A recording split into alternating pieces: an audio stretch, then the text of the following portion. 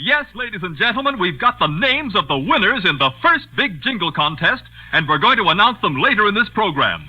So stay tuned while new post-war Old Dutch cleanser, famous for chasing dirt, presents Nick Carter, famous for chasing crime.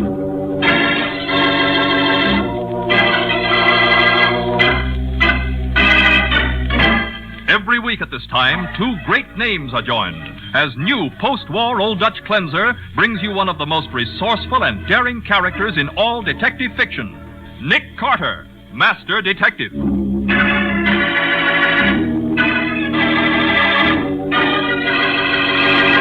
Nick, you aren't going to let them get away. I don't have any choice, Patsy. You bet you haven't.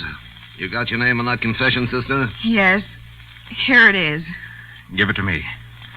I have to sign it, too. Oh, brother, wait till this story gets around town. Nick Carter lets a killer get away. And even finishes the car the killer escapes in. Ha ha! It'll be the biggest laugh of the year.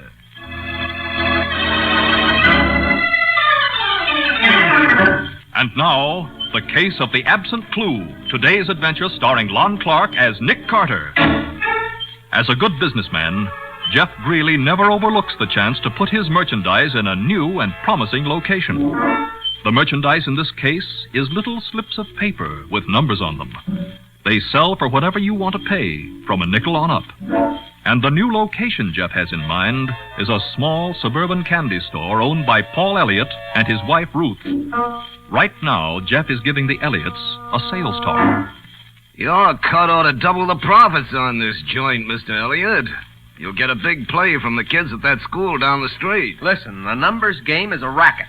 When I sink so low that I have to cheat school kids out of nickels and dimes and start them gambling with their lunch money... Elliott, you got the only place in this neighborhood that fits in with my plans. Then you'll have to change your plans. There was another guy that didn't want to cooperate. Somebody busted all his plate glass windows one night. You can't scare me. The other guy wasn't scared either. It wasn't until after a couple of guys slugged him that he decided to play ball with us. Paul, phone for the police. Don't bother, Elliot. I'm going. I'll call around again in a couple of days. Maybe you'll change your mind.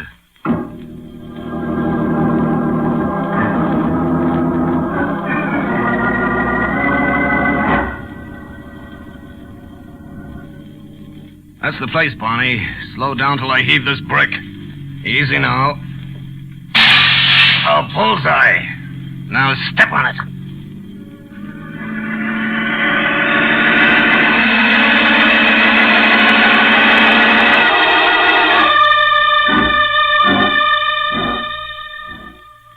Anything interesting in the mail, Nick? No, not so far, Patsy. Say, what have you got there? A new fountain pen? Oh, no. It's one of those tear gas guns that looks like a fountain pen. Sergeant Matheson gave it to me. Oh, he did? Uh-huh. Yeah, it was nice of him, wasn't it? Yeah, sort of handy to have in your purse, don't you think? Sort of dangerous, if you ask me. Tear gas is nothing to fool with. Oh, Nick. Well, what do you know? What is it? This letter.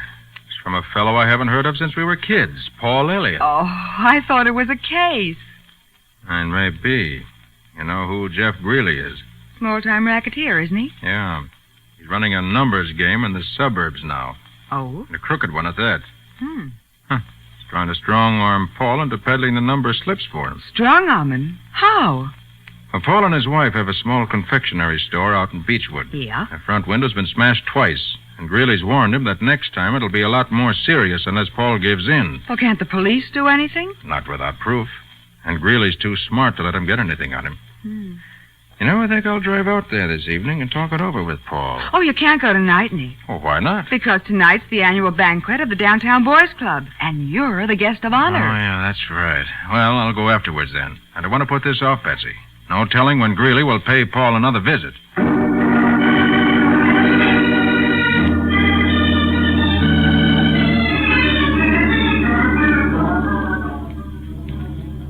Oh, that's the store there on the right. The one the two men are coming out of? Mm-hmm. Well, you can park right behind that green sedan that the men are getting into. Oh, yeah. Hey, by George. Huh? The one with the yellow gloves. That was Jeff Greeley. Jeff Greeley? What? Do you think we ought to follow them? No, not now. I want to see what's happened inside the shop. Okay. Come on. Well, at least they haven't thrown any bombs or smashed another window. That's right. Well, I'm worried. Paul said Greeley promised him the next time it'd be more serious. Help! Please help me! Yes, what is it? Oh, my husband, he's hurt. Are you Mrs. Elliott? Yes, my husband, he's in the back there. Please do something. I'll go, Patsy. You stay here with her. Yes. Oh, Mrs. Elliott, what happened? Those men, the two that just left, they hit him. Now, don't worry. Everything will be all right. How is he, Nick? Shall I call an ambulance? No, that won't be necessary. You mean he's all right? I'm afraid not, Mrs. Elliott. Paul's dead. Dead? Oh, Nick, she's fainted. Oh, I shouldn't have broken the news to her so abruptly. Oh. Here, Patsy, take care of her. I'll call Matty and tell her to put out a general alarm for Jeff Greeley on a charge of murder.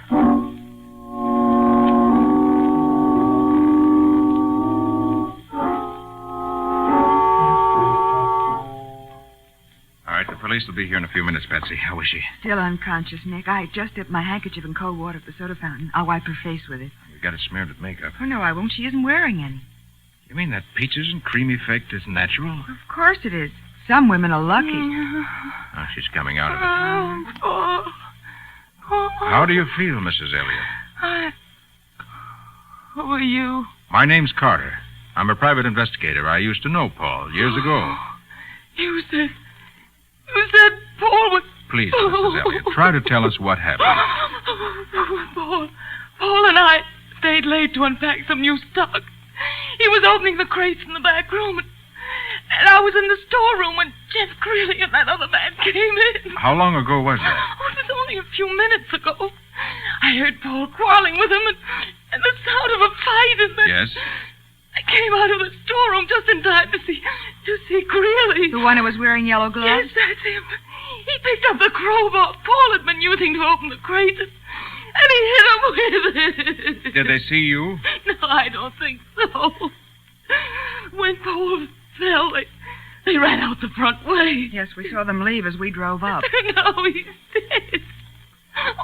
Oh, Try to control yourself, Mrs. Elliott, please. I used to nag him because he didn't make more money, but it was only because I loved him and wanted to be proud of him. Of course it was. And now it's too late. Mrs. Elliott, if you can identify Paul's killers... I can. I saw them kill him, and I'll never rest until those men are in the electric chair.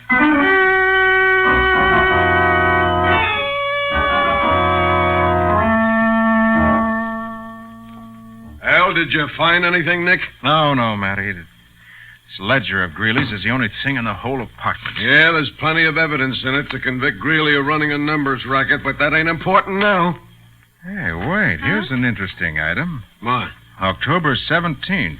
Farm, $18,375.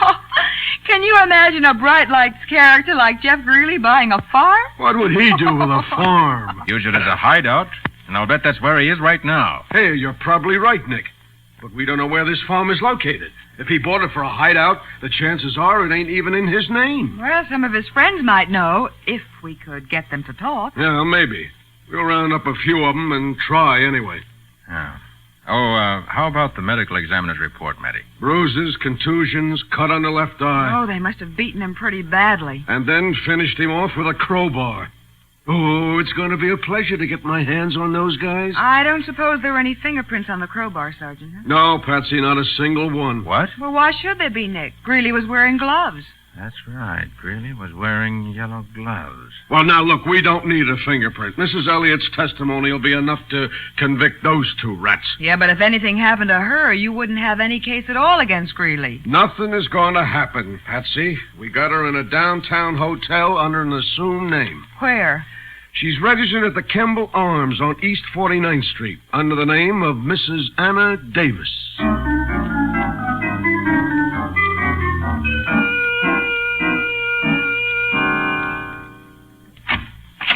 Yes? Mrs. Elliott? No, my name's Anna Davis. I know, Mrs. Elliott. It's all right. I'm William Jeffords from the district attorney's office. Oh, I didn't know. There have been a couple of new developments in the case, Mrs. Elliott, and the DA wants to see you in his office right away. All right. Just a minute. I'll get my...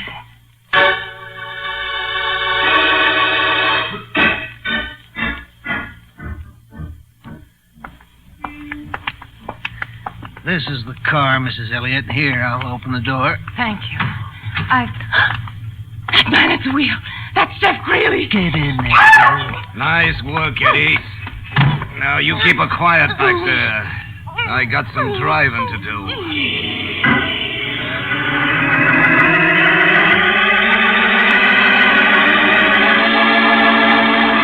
Swiftly, Jeff Greeley heads the car toward his upstate hideout, while in the back seat, struggling helplessly, is the woman whose story could send him to the electric chair, if she lives to tell it.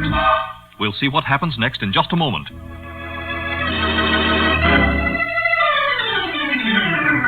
Now, back to the case of the absent clue. Today's adventure with Nick Carter. Jeff Greeley, racketeer and gangster, has kidnapped Ruth Elliott, the murdered man's wife, and the only person who could testify that he killed Paul Elliott. At headquarters, Nick and Mattie have just learned that Mrs. Elliott has disappeared from the downtown hotel where they had her registered under an assumed name.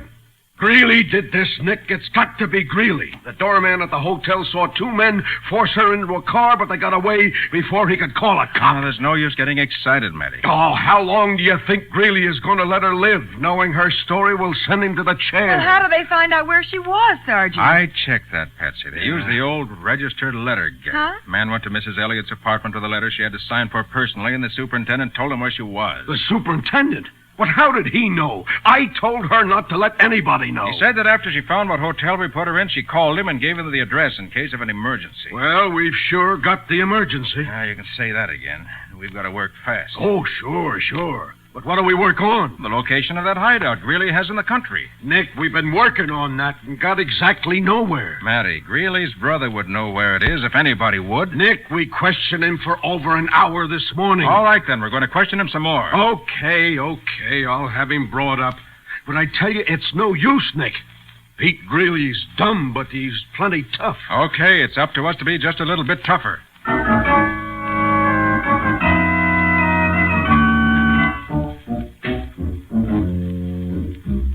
Will you guys lay off of me? I tell you, I don't know nothing. Don't give me that, Pete. Your brother Jeff bought a farm last October, and you know it. Listen, you lame-brained stumblebum. I'm going to make you tell me where that farm is if it takes me from now until Christmas. I tell you, I never heard of no farm. Hey, wait, Matty. Just had an idea. Yeah? We can find where that farm is by consulting the state registrar of deeds. Well, how will that help if he bought it under a different name? Well, we know the farm was bought on October 17th and that he paid $18,375 for it. So what? So we checked the records. It's not likely that more than one farm changed hands for that exact price on that particular day. Hey, Nick, you got something there. Yeah, Matty, we'll have the exact location of that farm inside of 4 hours. Yeah. Well, what about Pete here? You can't hold me. I ain't done nothing. Why, you No. Wait, Matty. You may as well let him go. Okay. But I hope you come back to see us, Pete, when you can stay for a long, long time.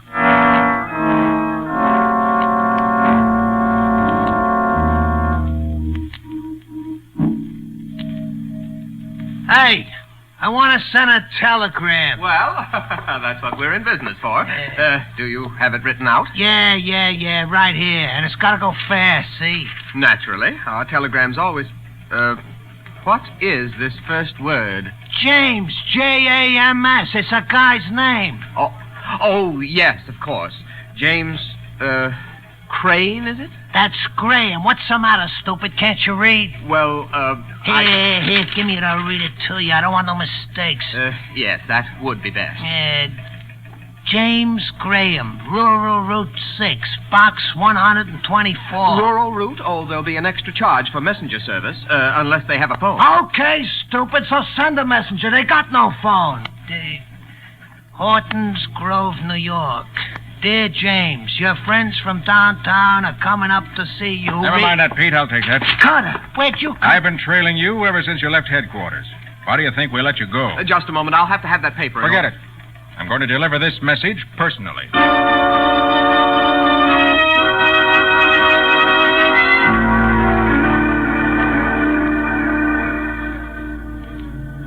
Is this the place? This is it. Oh. But where's Greeley's car? Do you suppose he didn't come here after all? Somebody's been here. Look at those tire tracks. Then if he's gone, we're too late. No harm in looking around. Better stand to one side. Okay. We're going to knock on the door. We might get bullets for an answer. Oh, be careful, Nick.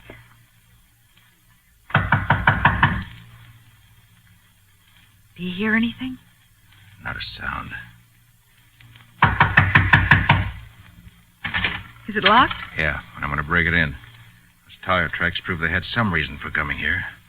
And it may have been to dispose of a body. Oh, Nick, I hope not. Here it goes. Oh. There. Now, let's see what we can find in here. Good. But, listen. Do you hear that? Yes. Seems to be from this room over here. Yes. Nick, it's Mrs. Elliot, bound and gagged. And she's alive. Oh, thank heavens. You untie the gag, Patsy, while I get these ropes off her hands and feet. Right, Nick. There you are, Mrs. Elliot. Are you hurt? No, I'm all right. I heard your voices and I started pounding my heels on the floor. That's the tapping we heard. All right, now you're loose. Tell me, did Jeff Greeley bring you here? Yes, he and two other men. They said they were going to kill me. Where are they now? I heard them say something about going into town for cigarettes. Well, then we'd better hurry. We've got to get away before they come back. Yeah? What? What's your rush? Oh, Really? You can all relax now, because you're not going nowhere till I say so.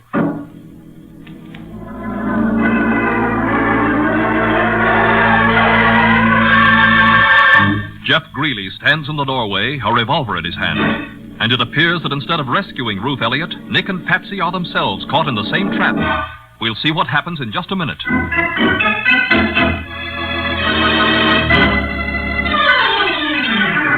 Now for the conclusion of the case of the absent clue, today's adventure with Nick Carter. Nick and Patsy found Ruth Elliott bound and gagged in the deserted farmhouse where she had been taken by Jeff Greeley. But just as they were about to leave, Greeley appeared in the doorway, a revolver in his hand. You can all relax now, because you're not going nowhere. You got back from town with those cigarettes in a hurry, didn't you, Greeley? I never went. Barney and Eddie took the car, and I stayed here to keep an eye on things. That was smart.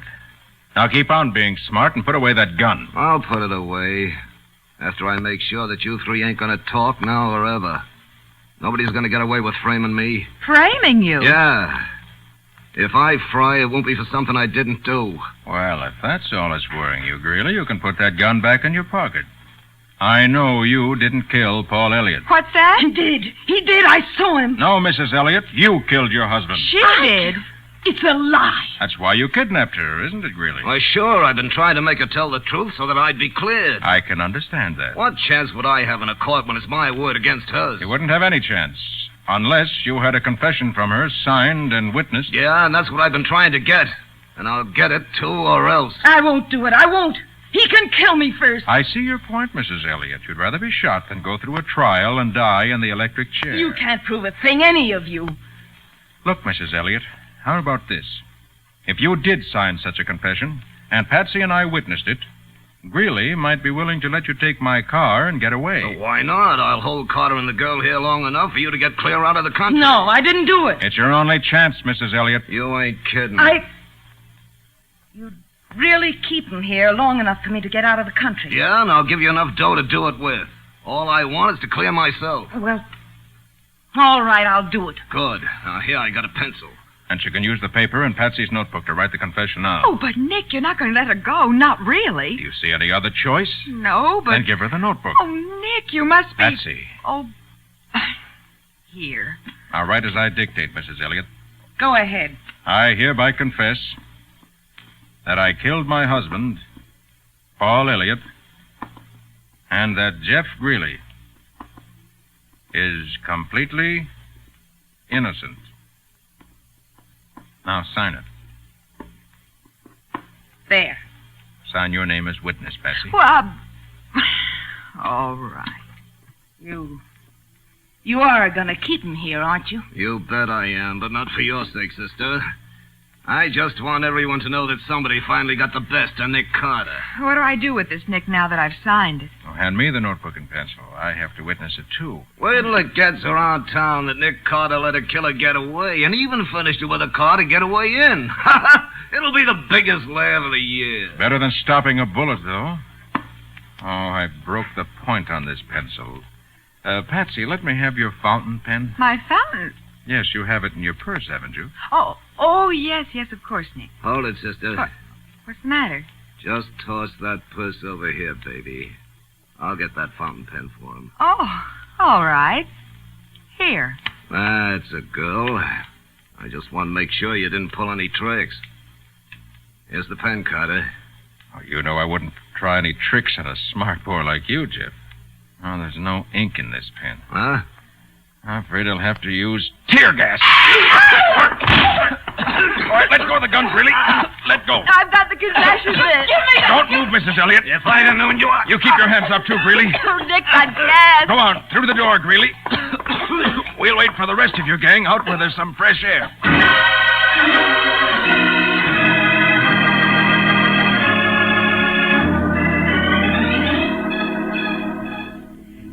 Nick, would that confession Mrs. Elliott signed have held good in court? Oh, not for a minute, Patsy. It was obtained under duress. But the one she signed when we got her to headquarters will hold good anywhere, especially with the proof we have to present to a jury. And I suppose that clears Jeff Greeley completely. Clears him of the murder charge, but he still faces a sentence for extortion, assault and battery, carrying a gun, operating the numbers racket, and kidnapping. Golly. It's going to be a good many years till he'll be a free man again. How did you know he didn't kill Elliott? I didn't know. But I began to wonder when Mrs. Elliott overdid the heartbroken wife act by pulling that phony faint. Phony? Why, it looked perfectly real to me. Ah, but it wasn't, though. When you faint, Patsy, the blood rushes from the head and you become very, very pale. Oh, so that's why you were surprised that her makeup didn't come off when I bathed her face. Mm-hmm. She still had that peaches and cream expression. But that wasn't any reason to accuse her of murder. You must have had another clue. I did. A clue that wasn't there. A clue that wasn't... Oh, what do you mean? Remember, there weren't any fingerprints on the crowbar that Paul Elliott was killed with? Well, why should there be any? Greeley was wearing gloves. True enough, but Elliott had been working with the crowbar, and he wasn't wearing gloves. His prints should have been all over it. And since they weren't, I knew somebody must have wiped them off. And it wouldn't have been Greeley because he was wearing gloves anyway. Right. So it had to be Mrs. Elliott. Nobody else was there. You mean that after Greeley and the other man came in the store and beat up her husband, she saw her chance to murder him and put the blame on them? According to her confession, they left Paul lying on the floor unconscious, which gave her a perfect opportunity. But why? What motive did she have? Money.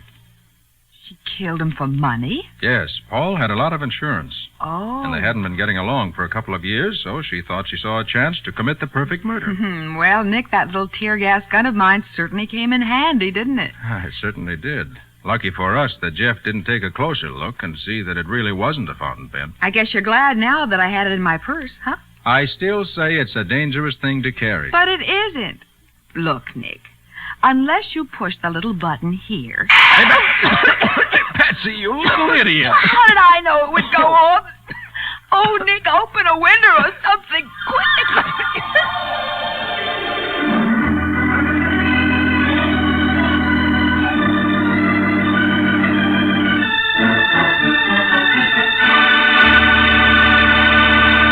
And now,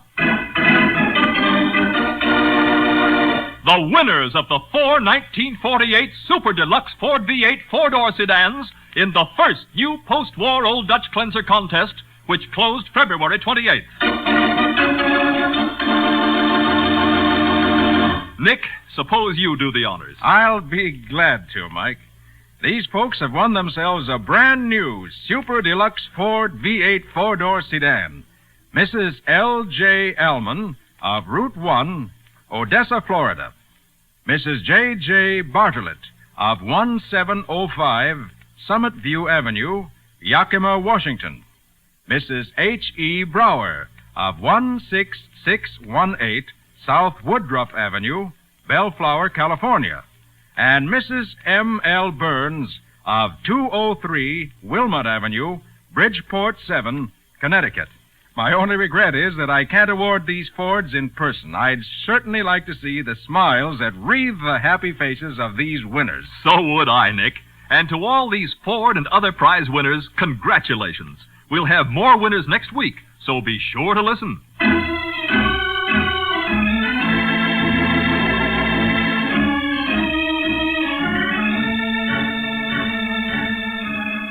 Nick Carter, Master Detective, is presented each week at this time by the Cudahy Packing Company.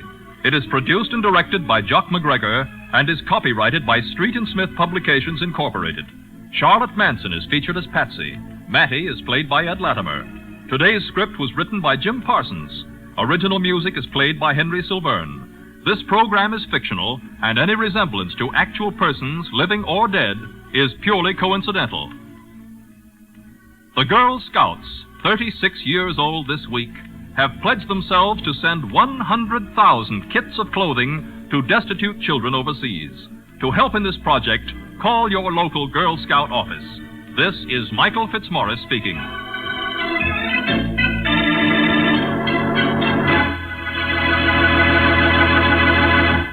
This is the Mutual Broadcasting System.